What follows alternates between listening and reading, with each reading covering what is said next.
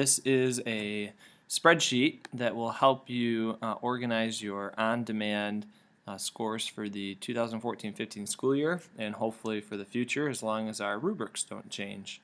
So you'll notice that on this score sheet you have spots for your names on the left, and then each of the 4 domain areas of overall structure, development, and language conventions are across the top. And then, like for structure, there's 4 different areas: leads, transitions, ending, and organization, and so on down the line. And you can give a score of 1 through 4. So for example, if I had a student and his name was Drew, and he scored a 2 overall, the way that the spreadsheet is, that it works, you have to put an X in the box. And so it'll highlight it yellow. And then let's say he had a 3 in leads, a 1 in transitions, and then I'll just put some scores down the line here. So what it will allow us to do is say, okay, so Drew needs help with organization, elaboration, and craft.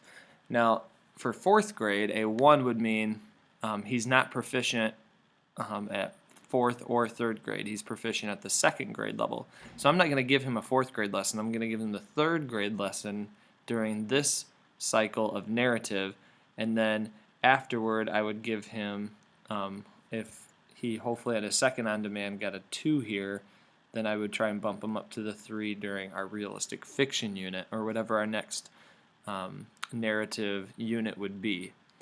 Now on the actual score sheet, this is one that I just copied, but on the actual score sheet, what you can do, I'll pull up a new one here. Here's the master. Down along the bottom, we've created tabs, and so that you can have your narrative 1, your narrative 2, and so on down the line. You can have as many tabs open as you need for the on-demands that you have, so you can have all your scores. The nice thing is that you'll be able to see trends in your classroom. So like if I had all of my students filled in and they're all 2s primarily in transitions, then I'm going to teach them a certain lesson and then be able to differentiate based upon where other students are at, if they're at a 4 or a 3 or a 1. So it's all coded so that when you put an X in a box, it will turn the appropriate color. So if it's red, you'll know they're a 1, yellow a 2, green a 3, and blue a 4.